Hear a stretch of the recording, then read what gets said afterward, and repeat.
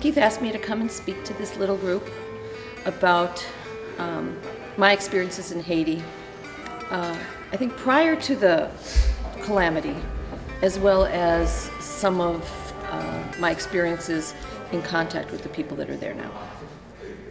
So first I want to tell you a little bit about my own self, my own background, and what I've been doing there for the last just about 4 years, and how that's evolved. So I'm a nurse practitioner in Milwaukee, and I went originally to Haiti exactly 4 years ago on a medical mission with a Catholic church group. During that time, we saw 1,400 patients with a variety of illnesses, but every single person, almost to a one, had complaints of abdominal pain, intestinal worms, a lot of malnutrition, a lot of problems related to the results of not clean water.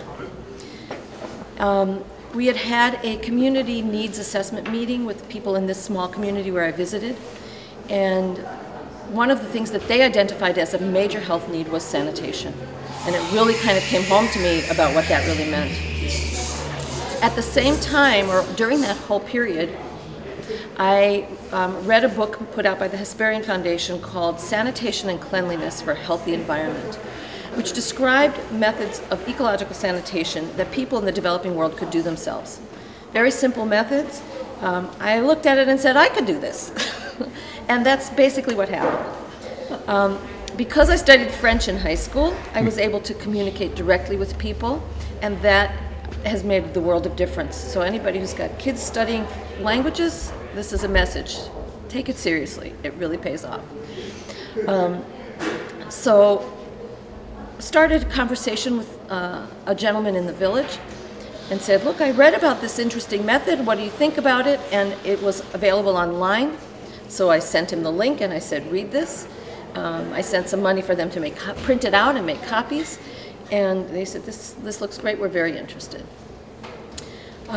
So then I said, well, it can't be just you and me. We have to have some kind of group to do this. I said, will you put together a group? And he put together a youth group. And basically we started to organize. We started to look at what the needs were in that community and how we could help. And our first project that we decided to do was to build a dry composting toilet at the public school. The public school had a pit latrine that was used with varying success. So the first goal was to put a toilet in at the school that was sanitary and that would be maintained, and to teach the children how to use it and to teach them about hygiene. And from there, hopefully things would spread. And they have. So now we have 5 of these dry composting toilets. So what is a dry composting toilet? Because this is the thing that's really kind of the magic. Dry composting toilet is an above ground, completely enclosed unit. It is built on a foundation, which you can build to any height above the water, where the water might come in a flood or rain or whatever. You build a sealed container, and you have what's called a urine diverting toilet. So the toilet has like a little shelf in it, and if you sit on it, even a man, the pee goes one way and the poop goes another way.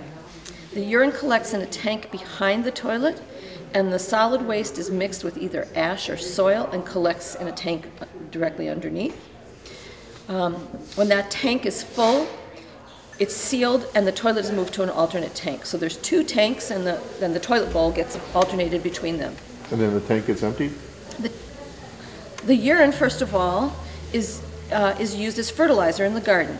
It's diluted 3 to 1. People come with a little jerry can. They fill it partway with pee, and they go and fill the rest of it with water, and they water their garden. It can triple or more the production of the garden. The solid waste sits for a full year after it's sealed to fully compost, to basically bake all of the bacteria, and in particular the roundworms and the roundworm eggs. They take the longest to kill. But it's hot and it composts, and another organization that we have worked with has emptied, and they found it to be pretty clear. Mm-hmm. We've been working with these young people in this community starting to put in gardens now next to the toilets. So we did a demonstration garden about a year ago, and we actually are working with an agronomist who's pretty much been volunteering his time. We're like reimbursing his travel expenses. We'll start to pay him a salary this year. But up until now, he has been volunteering. He comes from the city, comes up to Youthaiti, the village, once or twice a week to work with the local peasants, teach them about what he calls agroecology, using organic methods to farm.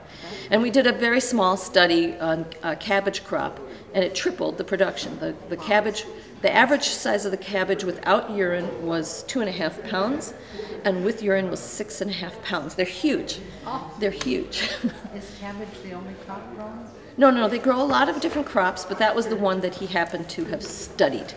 All right, that's the one he measured for us. So, so these are public units because they're expensive. It's not, anybody can't have them in their house. So, you know, if you want people to actually use a toilet, it has to be convenient, right? You have to have it nearby when you need it. You need it, right? So this summer we did a project of household toilets called arbor-loos. An arbor-loo is a shallow pit latrine. Now, a normal latrine is dug about 30 feet deep. Very often hits the water table. I've seen some, and you look down and there's water inside the pit, and so it's contaminating the water table. I mean, Soil, this other group, tested a bunch of water sources, and they were 90% contaminated. An arbor-loo is shallow. It's only 1 meter deep, and you layer human waste with organic matter. So you put ash and soil and banana leaves and kitchen scraps and everything into the hole. When the hole is almost full, you move the cover, which is just a concrete slab, and the little house, whatever you've built, and you top it off with soil. You let it settle for about a month, and you plant a tree in it. And the tree is self-fertilized. So now you've not touched the waste at all. You've just gotten that tree down in there.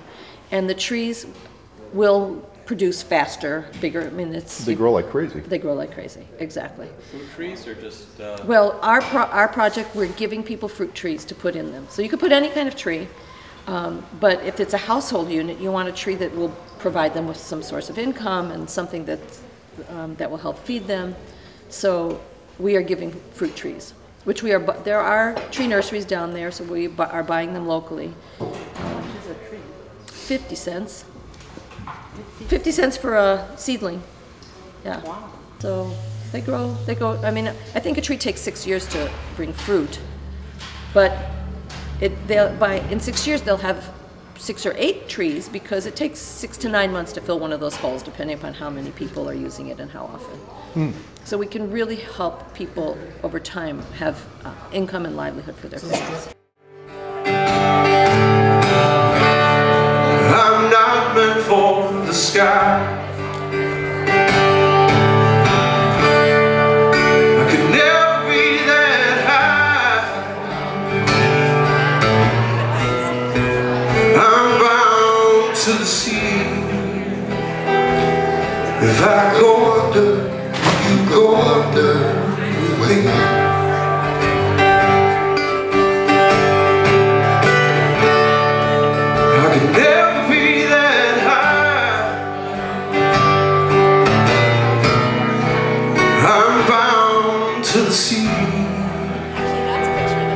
If I go under, you go under with me. If I go under, you go under with me. I'm gonna raise my cup and dull my fear, but it's never